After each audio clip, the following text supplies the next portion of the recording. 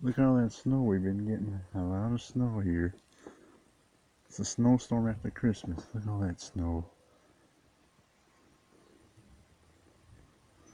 Plenty of it go around. See, the highways are covered. Might get another 6 to 8 inches tonight. We'll have to see. Right now it's starting to come down good. It was light here a while ago, but it's starting to come down good again, folks. This is a snowstorm after Christmas, I called. All those people down there. Don't see many shoveling, but oh well.